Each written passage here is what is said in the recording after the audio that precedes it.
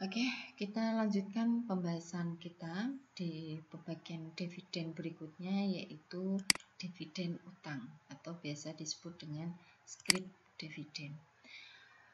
Dividen utang di sini berbeda dengan utang dividen ya. Artinya ini perjanjian tertulis kalau dividen utang ini atau scrip dividen. Dividen ini muncul jika laba ditahan itu saldonya mencukupi. Jadi akun laba ditahan itu mencukupi. Misal kita punya laba ditahan 100 juta, kemudian disepakati dividen yang dibagi itu 80 juta. Nah, berarti mencukupi laba ditahannya karena laba ditahan lebih besar dari dividen yang dibagikan. Namun saldo kas yang dipunyai oleh perusahaan itu tidak mencukupi untuk membayar yang disepakati. Oleh karena itu, pimpinan perseroan terbatas akan mengeluarkan scrip dividen. Scrip dividen itu adalah janji tertulis untuk membayar jumlah tertentu di waktu yang akan datang. Scrip dividen ini mungkin bisa berbunga, bisa juga tidak berbunga. Saya contohkan kalau berbunga. Kalau tidak berbunga, kembali lagi seperti dividen kas yang tadi kita bahas bersama. Oke, saya contohkan di sini PT ABC mengumumkan pembagian scrip dividen sebesar 10 juta, bunga 10%, jatuh temponya 3 bulan mendatang. Oke, dari sini coba kita buat buat jurnal ya. Buat jurnal yang pertama ini saya hapus dulu. Oke. Tanggal pengumuman ini kita tanggal pengumuman ya, tahu nanti tanggalnya berapa nih, saya hanya tulis tanggal pengumuman. Perusahaan bagi dividen berarti diambilkan dari laba ditahan sebesar 10 juta. Nah, kemudian kreditnya adalah utang dividen, itu kalau dividen biasa, karena di sini diterbitkan suatu perjanjian yaitu namanya utang dividen scrip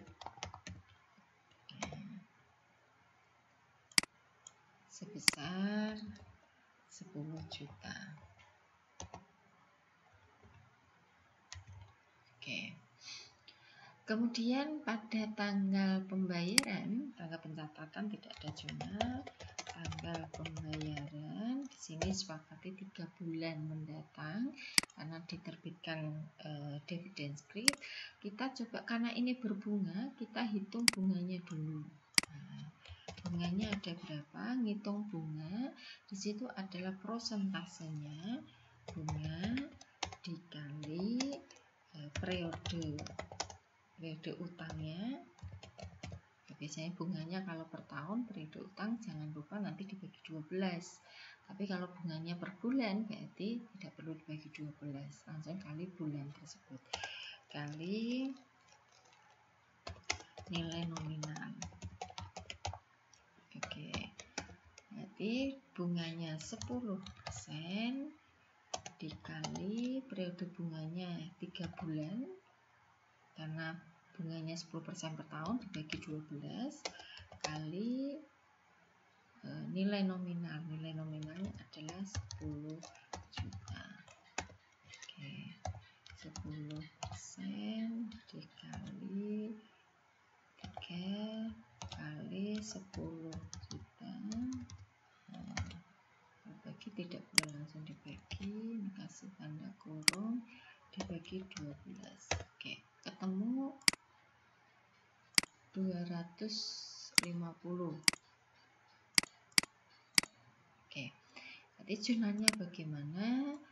Saat pembayaran debitnya adalah utang dividen scrip 10 juta.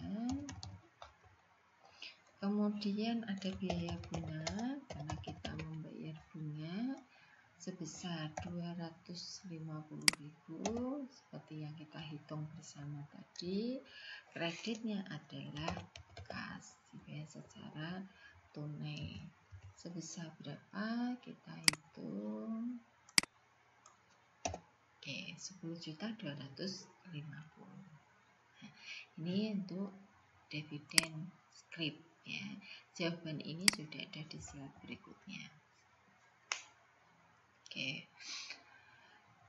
Maaf, sini 10 juta ya.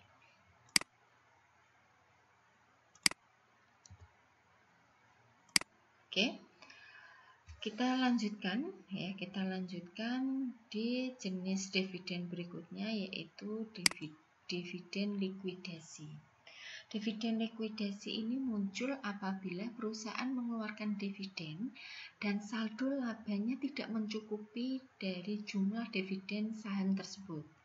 Misal laba ditahannya 100 juta, dividen yang dibagi lebih dari 100 juta. Nah, terus kekurangannya diambilkan dari mana? Maka diambilkan dari modal saham. Modal saham biasanya kalau ada agio, nah yang kemarin kita bahas agionya itu yang dipakai. Dividen likuidasi akan mengurangi jumlah modal saham otomatis karena diambilkan dari agio saham, atau nanti agio nggak cukupi baru modal saham. Dividen yang tidak didasarkan pada pendapatan atau laba ditahan dan mengurangi ekuitas. Jadi dividen likuidasi ini kesepakatannya tidak melihat laba ditahan. Nah, ini sebenarnya dilarang oleh Undang-Undang Perseroan Terbatas, tapi kadang juga terjadi. Dividen likuidasi lebih mengimplikasikan return untuk pengembalian atas modal investasi daripada profit yang dihasilkan oleh perusahaan. Oke, ini dicontohkan PT RST menerbitkan sebuah dividen kepada pemegang saham biasa sebesar 220. Disepakati dividennya 220. Pengumuman menyebutkan bahwa pemegang saham harus mempertimbangkan 100 juta sebagai pendapatan dan sisanya sebagai pengembalian modal. Artinya laba ditahannya tidak mencukupi. Laba ditahannya kalau ini mempertimbangkan tambahannya 100 juta, berarti laba ditahannya hanya 120 juta. Nah, berarti jurnalnya bagaimana? Karena ini likuidasi diambilkan dari modal saham, laba ditahannya 100 juta. Oh, laba ditahannya 100 juta, maaf, ini soalnya 100 juta. Kemudian dividen yang dibagi 220. Maka agio saham yang diambilkan yaitu 120 juta, kreditnya adalah utang dividen 220 juta. Tanggal pembayaran, utang dividen, kreditnya kas 220. Nah, dengan adanya agio yang berkurang di sini, maka total modal perusahaan akan berkurang. Dividen yang terakhir yaitu stok dividen. Stok dividen ini adalah dividen yang dibagi kepada pemegang saham, dibagi dalam bentuk menerbitkan saham dan dibagi kepada pemegang saham. Artinya tidak dibagi berupa uang tunai, tidak dikasih aset selain kas, ya, tetapi dikasih dalam bentuk saham baru. Jadi perusahaan menerbitkan saham dan dibagikan kepada pemegang saham sebagai bentuk pembagian dividen. Nah, dengan penerbitan saham yang tadi sebagai pembayaran dividen ini, tidak ada pungutan pembayaran apapun kepada pemegang saham. Jadi murni misal disepakati setiap pemegang saham akan menerima 1 lembar saham, menerima 10 lembar saham dividen. Nah, berarti di sini nanti tinggal dimiliki berapa lembar kali 10. Pemegang saham ini tidak dipungut biaya apapun. Nah, sebanding pembayarannya sebanding dengan saham-saham yang dimiliki. Ada beberapa ketentuan mengenai dividen saham. Penerbitan saham sendiri kepada pemegang saham dengan basis pro rata tanpa mendapatkan pembayaran apapun. Artinya tidak ada kas masuk, tidak ada kas keluar. Ketika saham dividen kurang dari 20-25% dari saham biasa yang beredar, maka perusahaan melakukan transfer nilai wajar. Yang dipakai adalah nilai wajar. dari laba ditahan. Nah, jika dividen sahamnya kurang dari 20-25%. Namun jika lebih dari 20-25%, maka nilai nominal lah yang dipakai sebagai dasar dividen saham. Ya, dialihkan dari laba ditahan ke modal saham. Sekarang kita buat contoh. PT UVW memiliki 2 juta lembar saham biasa beredar dengan nilai par 2.000 rupiah. Jadi nilai nominalnya 2.000. Lembar saham yang beredar 2 juta lembar. Laba ditahannya 700 juta. Jika PT UVW mengumumkan 10% dividen saham dari saham biasa, berarti dividen saham yang diterbitkan 10% kali saham yang beredar 2 juta.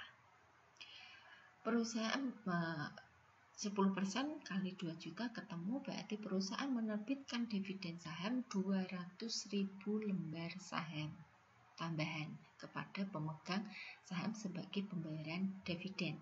Jika nilai wajar saham tersebut ternyata 3.000 per lembar, pada nominalnya 2.000. Nah, harga pasarnya atau nilai wajarnya 3.000 per lembar. Maka pencatatannya bagaimana? Yang pertama, laba ditahan yang dipakai adalah karena di sini 10% kurang dari 25%, maka yang diambil adalah nilai nominal, harga pasarnya atau nilai wajarnya. Berarti 3.000 kali 200.000 lembar, yaitu 600 juta. Kreditnya adalah saham biasa yang dapat didistribusikan, jadi tidak langsung modal saham. Saham biasa yang dapat didistribusikan sebesar nilai nominalnya 2.000 kali 200.000 lembar atau 400 juta. Selisihnya adalah agio saham biasa 200 juta. Saat didistribusikan, berarti ini saham biasa yang didistribusikan taruh di debit sebesar 400 juta, kreditnya modal saham biasa 400 juta. Ini kalau penerbitan saham dividen saham 10% atau kurang dari 25%. Bagaimana jika lebih dari 25%? Ini saya contohkan 30%. Tadi seperti penjelasan sebelumnya, yang dipakai adalah nilai nominal. Nah, kalau nilai nominal berarti tidak ada selisih antara harga pasar dengan nilai nominal karena yang dipakai hanya nilai nominal. Oke, tanggal pengumuman hampir sama. Kita lihat berapa lembar saham yang diterbitkan untuk pembagian dividen, yaitu 30% dari saham biasa yang beredar.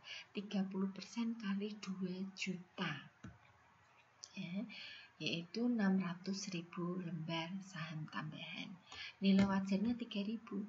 Namun karena di sini lebih dari 25%, yang dipakai adalah nilai nominal, yaitu 2.000. Maka jurnalnya laba ditahan 600.000, ini 600.000 lembar kali nilai nominalnya 2.000, ketemu 1,2 triliun. Kreditnya adalah saham biasa yang dapat didistribusikan 1,2 triliun. Tanggal distribusinya saham biasa yang dapat didistribusikan, kreditnya modal saham biasa 1,2 triliun. Oke, pembahasan berikutnya mengenai share split. Share split itu dipecah. Jadi satu lembar saham dipecah menjadi 2, menjadi 3 atau 4. Ini sebetulnya tidak mempengaruhi tidak mempengaruhi nilai nominal. Nilai nominalnya tetap, cuma lembar sahamnya yang semakin bertambah.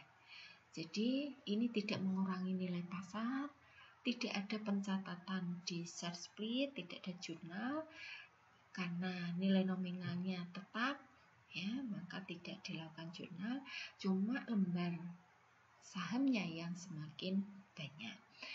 Ini mengurangi nilai pasar dan meningkatkan jumlah saham. Secara akuntansi tidak perlu dilakukan pencatatan karena secara ekonomis tidak terdapat perubahan nilai kapitalisasi perusahaan di pasar modal. Namun perusahaan tetap berkewajiban mengungkap transaksi ini untuk menunjukkan perbedaan sebelum dan sesudah dilakukannya pemecahan saham. Ini contoh, misal ada saham sebelum share split itu dibagi, nanti di split satu lembar dijadikan 2 lembar. Jadi lembar saham biasa 2 juta lembar, karena satu lembar dipecah jadi 2, maka saham biasa beredarnya dengan adanya share split ini menjadi 4 juta, tapi nominalnya tetap 400 juta. Ya.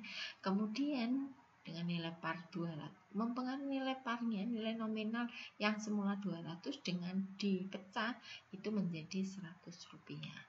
Laba ditahannya masih tetap. Jadi dengan adanya share split ini tidak mempengaruhi nilai nominal, makanya tidak ada jurnal. Tapi pengaruhnya hanya kepada jumlah lembar saham yang beredar. Semula 2 juta, kemudian dipecah menjadi 2, maka lembar saham yang beredar menjadi 4 juta lembar. Nilai parnya 200, dengan ada pemecahan maka nilai parnya 100 rupiah. Oke, kalau kita buat perbandingan antara dividen saham yang kita jelaskan tadi, ada beberapa kemungkinan ya di sini. Kalau pengumuman dividen kas, laba ditahan berkurang, modal sahamnya tetap, ya, modal saham tetap, karena dividen diambilkan dari laba ditahan, laba ditahannya kurang. Kalau laba ditahan berkurang, modal sahamnya total ekuitasnya berkurang, tapi jumlah modal sahamnya tetap. Agio saham juga tetap. Jadi, tapi total ekuitas yang tadi saya terangkan itu berkurang. Working capitalnya berkurang, jumlah asetnya tetap, jumlah saham beredarnya tetap. Oke. Kalau saat pembayaran, laba ditahan tetap karena saat pembayaran jurnalnya debitnya utang dividen, kreditnya kas. Sehingga akun laba ditahan itu tetap. Kemudian modal saham tetap juga, agio tetap, jumlah ekuitas tetap, working capital tetap, jumlah aset berkurang. Kenapa? Karena saat pembayaran kita secara tunai, kreditnya kas masuk aset, jumlah aset berkurang. Jumlah saham beredar tetap, ya, karena dibagi secara tunai dividennya. Nah, sekarang bagaimana kalau saham dividen, ya, dividen saham atau dividen saham. Kalau dividen saham kecil atau kurang dari 25%, laba ditahannya kita lihat tadi berkurang, ya, karena diambilkan dari laba ditahan.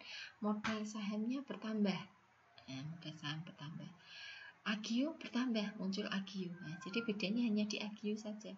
Kalau saham besar itu kan yang dipakai adalah nilai nominal, jadi tidak akan muncul agio. Jumlah ekuitasnya tetap, working capital tetap, jumlah aset tetap, jumlah saham beredar bertambah karena dividennya diubahkan dengan menerbitkan saham baru. Nah, dividen saham besar juga sama, cuma bedanya agio. Agio di sini karena yang dipakai nilai nominal, maka tidak muncul agio. Dengan adanya share split dipecah, semuanya tetap, ya, kecuali jumlah saham yang beredar. Oke, itu mungkin penjelasan sementara. Kita lanjutkan di sebelum